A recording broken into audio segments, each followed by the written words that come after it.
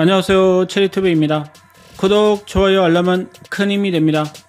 오늘은 K9 자주포 사거리를 60km 이상까지 확장할 수 있는 신형 자주포탄 양산이 국내에서 진행되는 것으로 알려지면서 화제가 되고 있습니다. 지금까지 최대 사거리 40km였던 우리군의 자주포 사거리가 50% 이상 크게 증가될 것으로 보여 경진 국가에서 개발하는 차세대 자주포 정도로 사거리가 강해질 것으로 알려져 기존에 운영하는 전력을 그대로 활용하면서 장거리 타격 능력까지 추가로 확보할 것으로 예상됩니다. 최근에 국방과학연구소와 풍선이 협력해 개발한 로켓모터를 내장한 항력 감수탄이 본격적으로 생산에 착수한 것으로 알려져 해외 수출 경쟁력도 크게 높아질 것으로 예상됩니다. 최근에 방산업계에 따르면 155mm 포탄의 최대 사거리를 50% 이상 확대한 신형탄 개발에 성공하고 수년간 각종 시험에 성공하면서 성능이 확인되자 실제 대량 양산까지 진행할 것이라고 밝혀 주목을 받고 있습니다. 이번에 개발된 신형탄은 가스 발생기를 활용한 항력 감소탄에서 발전한 로켓 모터까지 후방에 내장되어 있어 가스 발생기 작동이 중단되면 추가적인 출력을 제공할 수 있는 복합 방식으로 이러한 기술이 더 발전되면 80km 이상까지 비행 가능한 차세대의 포탄도 개발할 것으로 예상됩니다. 우크라이나 전쟁으로 표병 전력에 대한 주목도가 높아지고 있으며 사거리를 확대하기 위해서 다양한 방안들이 연구되고 있는 상황에서 다연장 로켓보다 가성비가 높은 포탄을 발사하는 포병 전력에 대한 중요성이 높아지고 있어 K9 자주포에 대한 수출 경쟁력이 빠르게 상승할 것으로 예상됩니다. 이것에 대해서 알아보겠습니다. 최근 북유럽에 위치한 노르웨이가 2017년 이후에 세 번째로 K9 자주포를 추가로 주문하기로 결정했으며 지금까지 주문한 수량 중에 가장 많은 24문을 도입하는 데 8천억 원을 투입할 것으로 알려져 자주포뿐 아니라 특수탄 주문까지도 크게 늘릴 것으로 예상됩니다.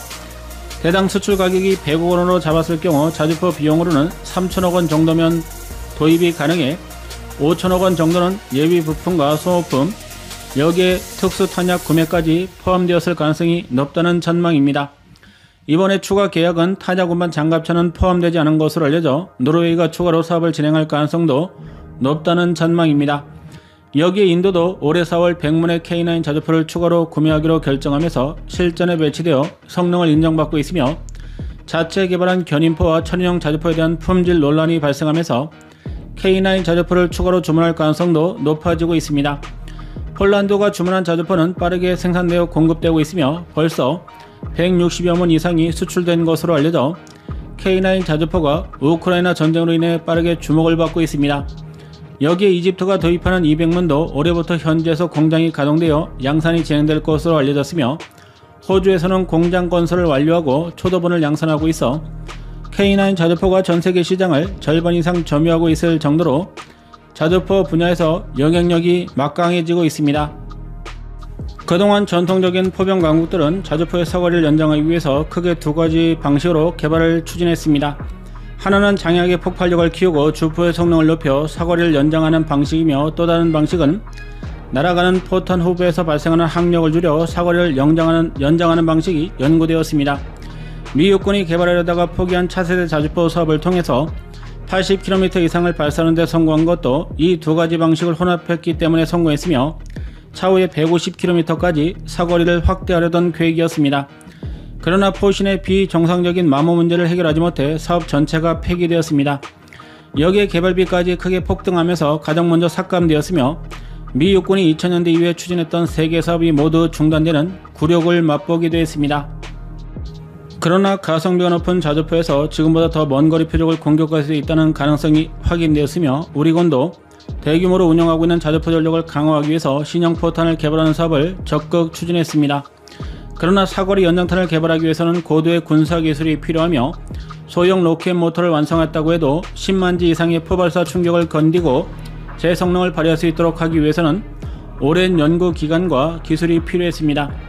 이 중에 로켓 모터가 작동할 경우 제어 기술이 부족하면서 궤도가 틀어져 표적과 멀어지게 되는 부작용을 해결해야 하며 로켓 모터를 최대한 오랫동안 가동시키기 위한 공학 기술이 추가로 필요했습니다. 서방 국가들이 보유한 40km급 사거리 연장탄을 개발한 국가는 미국과 노르웨이, 독일, 프랑스, 대한민국뿐으로 그만큼 특수 연장탄 개발에 성공한 국가는 극소수에 불과한 것으로 파악되었습니다. 러시아가 우크라이나 전쟁에서 포병 전력을 다시 꺼내 전선에서 우위를 점하면서 충격을 주고 있으며 무인기와 통합 배표적을 빠르게 타격하는 능력을 선보이면서 주목을 받았지만 멍텅구리 포탄을 사용하면서 사거리 20km대 중반으로 짧아 장거리 표적을 타격할 능력이 없다는 것이 밝혀지기도 했습니다. 러시아는 이러한 문제를 극복하기 위해서 포탄의 구경을 키우고 장포신을 개발해 포를 제작하면서 극복하고 있지만 포탄 기술력이 크게 떨어지는 것으로 알려져 사거리 연장탄 기술력이 크게 부족한 것으로 파악되었습니다.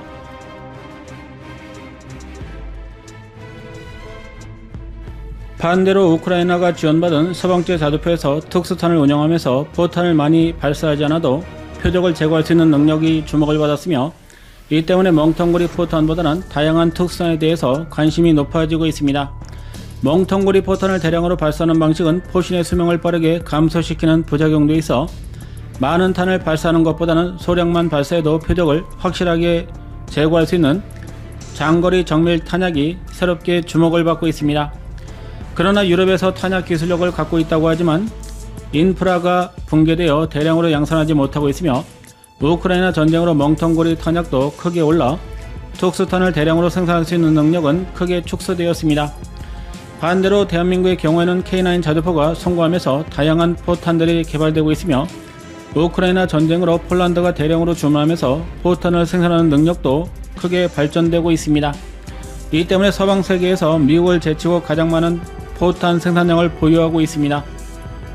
국가연과 풍선이 협력해 개발한 신형탄은 기존에 운영하고 있는 K307 항력 감소탄보다 사거리는 크게 늘었지만 반대로 공산호탄은 크게 줄어든 것으로 파악되었습니다. 그러나 로켓 모터와 새로운 장액 시스템이 추가되면서 가격은 3배까지 높아진 것으로 알려져 400만원대 중반을 넘길 것으로 예상됩니다. 기존의 항력 감소탄인 K307이 발당 150만원 정도로 국내에서 생산되고 있는 멍텅구리 포탄은 30만원 정도인 것으로 알려져 이보다 비싼 탄약으로 알려졌습니다. 그러나 이렇게 높아진 가격에도 불구하고 해외 탄약 업체에서 생산하는 경쟁 모델보다 낮은 것으로 알려져 해외 수출 시 경쟁력이 확보될 것으로 예상됩니다. 일례로 독일에서 생산하고 있는 멍텅구리 기본탄도 기존보다 6배가 폭등해 7에서 800만원 정도인 것으로 알려져 오히려 우리 군이 새로 개발한 신형 장거리 사격 연장탄이 가격이 더 낮은 기현상이 발생되고 있습니다. 풍산은 이번에 개발한 신형탄에 대한 대량 양산 기술을 추가로 확보해 가격을 더 낮춘다는 계획으로 우리 군에서 초도 물량을 많이 주문할 경우에 수출 경쟁력도 빠르게 확보할 수 있을 것으로 예상됩니다. 여기에 국가연이 개발한 한국형 엑스칼리버 탄약도 생산 기술을 확보해서 대량 양산을 진행할 것으로 알려졌습니다. 현재 국방과 연구소가 개발 성공한 한국형 엑스칼리버 포탄은 기술을 확보했지만 발당 3천만원 이상이 넘어갈 것으로 알려져 이번에 개발된 사거리 연장탄에서 확보한 생산 기술과 부품을 활용해서 단가를 최대한 낮추는 방안을 추가로 연구할 것으로 알려졌습니다. 미 육군에서 사용하는 엑스칼리버 유도폭탄이 발당 1억원으로 비싸지만 비싼 성능을 낼 수 있는 포탄은 발당 3천만원으로 낮추는 데 성공했지만 우리 군에서 대량으로 도입할 경우에 막대한 비용이 소요되어 단가를 더 줄이려는 사업을 추가로 진행할 것으로 알려져 신형 탄약을 대량으로 생산해 보유할 계획입니다.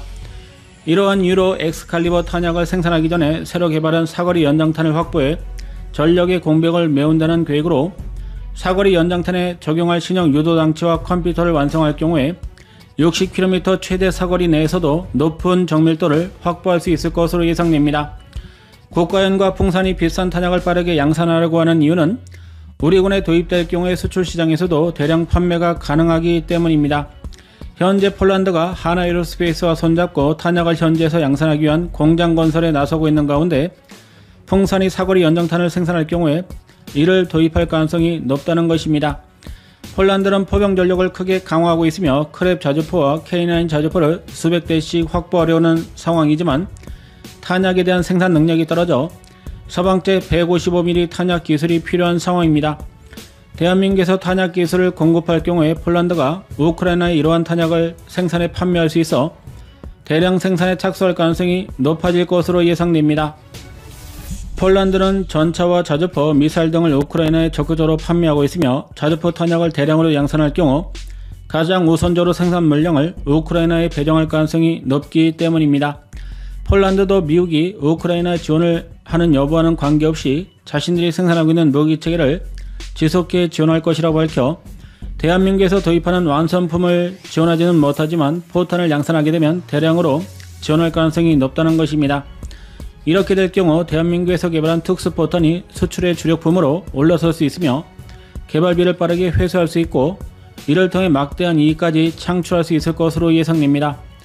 러시아가 대한민국을 직접적으로 비난하기에도 어려워 폴란드를 통한 우회 수출이 탄약 분야에서 본격화될 것으로 예상됩니다. 국가연에서 개발을 끝낸 한국형 엑스칼리버 유도포탄보다 신형 사거리 연장탄이 먼저 양산될 것으로 보여 주목을 받고 있습니다. 영상 시청 감사합니다.